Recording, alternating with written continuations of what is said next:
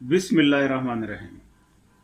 नाज़रीन, इस वीडियो में मैं आपको बताऊंगा कि वो कौन कौन से ऐसे फैक्टर हैं जिनकी बिना पे आपकी क्रूड ऑयल की प्राइस डिक्लाइन होती जा रही है। मज़ीद एक ऑटोमेटिक प्रोडक्शन प्रोसेस होता है जिसके थ्रू रिफाइनरी से ऑयल वो प्रोड्यूस होके आपके ये बहुत बड़े स्टोरेज स्टॉक्स होते हैं, उनके अंदर स्टॉक होता जाता है। तो बायर्स उनको खरीदते जाते हैं, उधर से पुराने वाला क्रूड ऑयल वो यूटिलाइज होता जाता है और उसकी जगह नया क्रूड ऑयल एक ऑटोमेटिक मैकेनिज्म के थ्रू वो फिल होता जाता है। और ये ऑयल स्टोरेज स्टॉक्स ये इतने एक ह्यूज साइज के होते हैं जो कि इनफैक्ट माइल्स और किलोमीटर्स में होते हैं, और एक टैंक दूसरे टैंक से काफी डिफरेंस में होता है, फासले पे होता है। क्यों? क्योंकि फ्लेमेबल स्टफ है और नुकसान का खदशा तो बहरहाल मौजूद होता है।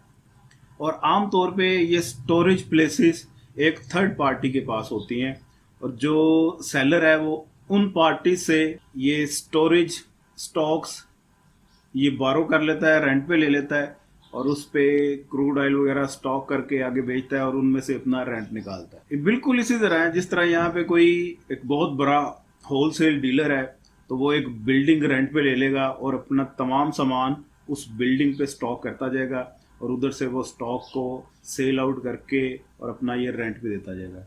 लेकिन बाद औक़ात क्या होता है कि उस सामान की अचानक से या तो प्राइस डिक्लाइन कर जाती है या तो टैक्स रेट इतना इंक्रीज कर जाता है, रॉ मटेरियल की कॉस्ट इतनी इंक्रीज कर देती है कि उस सेलर की कॉस्ट ऑफ प्रोडक्शन वो इंक्रीज कर जाती है और उसका प्रॉफिट मार्जिन वो डिक्रीज हो जाता है। एक स्टेज पे डिक्रीज होते होते ये माइनस में फिगर चली जाती है कि उसकी लागत कॉस्ट ऑफ प्रोडक्शन ज्यादा हो गई और उसको प्रॉफिट प्लस की बजाय माइनस में हुआ।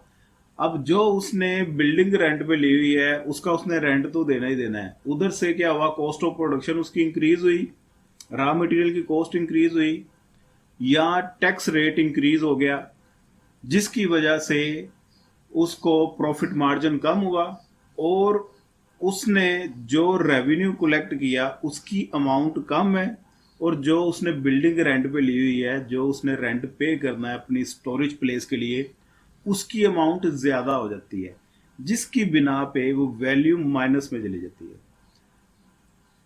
कुछ अर्सा पहले यहाँ पे जो पोटैटो की प्रोडक्शन थी, उनके प्रोड्यूसर्स उनके साथ ये सूरत हाल का सामना करना पड़ा था कि लोगों ने आलू खरीद के उसको स्टोर कर लिए और मार्केट में उनकी प्राइस इतनी कम हो गई कि वो तमाम पोटैटोज वगैरह सेल आउट करके भी उतनी अमाउंट उन प्रोड्यूसर्स को या सेलर्स को नहीं मिली कि जिसकी बिना पे वो इसका रेंट जगह का दे सकें जो उन्होंने स्टोरेज प्लेस बोरो की हुई है। इसमें एक्चुअली हुआ क्या, एक तो आपकी कॉस्ट ऑफ प्रोडक्शन उसका वेस्टेज हुआ, दूसरा आपने जो मेंटली और फिजिकली एफर्ट की उसका नुकसान हुआ, तीसरे नंबर पे जो आपने टाइम इतना किल किया अपना उस टाइम का नुकसान हुआ, और चौथे नंबर पे आपने पल्ले से पैसे भी दिए कि भाई ये लें, आप अपनी जगह का रेंट लें। तो ये तमाम सिनेरियो के बाद आपकी फिगर माइनस में चली जाती है। सेम केस इस वक्त ऑयल इंडस्ट्री के साथ भी हुआ। पूरी दुनिया की इंडस्ट्री बंद है, अगर ओपन भी है तो वो पार्शली ओपन है, जिसकी वजह से इसकी यूटिलाइजेशन बहुत नीचे आ गई है, नियर टू जीरो हो गई है। अब रिफाइनरीज तो पूरा प्रोसेस करके ऑयल प्रोड्यूस कर रही हैं। अब प्रॉब्लम ये आ रही है जो स्टोरेज वाले हैं उनके लिए मसला बन रहा है। पीछे से न्यू स्टॉक भी आ रहा है और आगे वाला स्टॉक उनसे कोई परचेज नहीं कर रहा, जिसकी वजह से उनकी स्टोरेज स्टॉक्स की जो रेंट है, प्राइस है, वो उनको पल्ले से देनी पड़ रही है। जैसा कि अमेरिका में हर साल लाखों टन गंदम, वीट वो वेस्ट कर दी जाती है, समुंदर बुर्द कर दी जाती है। अब आप कहेंगे कि समुंदर बुर्द क्यों कर दी जाती है, आप ज़रूरतमंद को क्यों नहीं दे देते, जो आपके अफ्रीका के डिजर्विंग ममालिक हैं उनको क्यों नहीं दे देते। तो भाई साहब बात ये है कि उन तक पहुंचाने में ट्रैवलिंग कॉस्ट जो लगनी है वो इसकी अपनी प्रोडक्शन कॉस्ट से एक्सीड कर जाती है, जिसकी वजह से वो ये बियर करनी पड़ती है ख़रीदार को। तो वो इतनी ज़्यादा अमाउंट में, प्राइस में आपसे वो चीज़ ख़रीदता नहीं। दूसरे नंबर पे वो स्टोरेज की ये जो रेंट आपको वो ज़्यादा देना पड़ता है, इसलिए वो लाखों टन गंदम वेस्ट समुद्रपूर्त कर दी जाती है। हर साल फिर नया स्टॉक आ जाता है, अगले साल फिर नया स्टॉक आ जाता है। अब जो क्रूड ऑयल का नया कॉन्ट्रैक्ट है वो आर्टिफिशियली होल्ड हो गया है। क्यों? क्योंकि there is no any demand. और ऑयल के कॉन्ट्रैक्ट फ्यूचर बेस्ड होते हैं। ये दो तरह से किए जाते हैं, एक according to forward exchange rate किया जाता है और दूसरा अकॉर्डिंग टू स्पॉट रेट किया जाता है। फॉरवर्ड एक्सचेंज रेट, ये भी मैंने आपको पिछली वीडियो में भी क्लियर की बात, ये फ्यूचर के कॉन्ट्रैक्ट होते हैं। हर महीने का ये कॉन्ट्रैक्ट अलग से साइन होता है और आम तौर पे ममालिक ने 3 माह पहले ये इसका ऑर्डर करना होता है। और 3 माह पहले जब आप ऑर्डर कर रहे हैं तो 2 तरीके से डील होती है।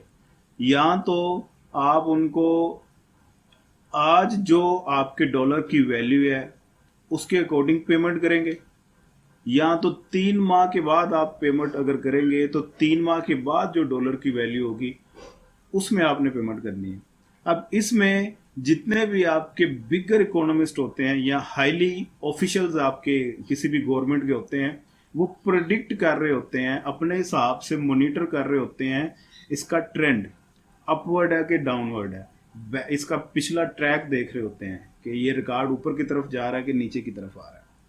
अगर तो प्राइस का ट्रेंड अपवर्ड हुआ, यानी कि फ्यूचर में आपको ये लगे कि प्राइस इंक्रीज होने वाली है, तो आप कॉन्ट्रैक्ट स्पॉट रेट के मुताबिक करेंगे। जो मौजूदा सूरत हाल है, जो करेंसी है मौजूदा, उसके अकॉर्डिंग आप डील कर लेंगे और पेमेंट आप उनको 2 माह बाद, 1 माह बाद या 3 माह के बाद करेंगे। वो जो भी आपकी म्यूचुअल एक अंडरस्टैंडिंग हो जाएगी। दूसरी सूरत हाल क्या हो सकती है, अगर तो आपको लगे कि इन फ्यूचर प्राइस डिक्लाइन होने वाली है, तो आप फिर फॉरवर्ड एक्सचेंज रेट के अकॉर्डिंग डील करेंगे या फ्यूचर रेट के अकॉर्डिंग डील करेंगे।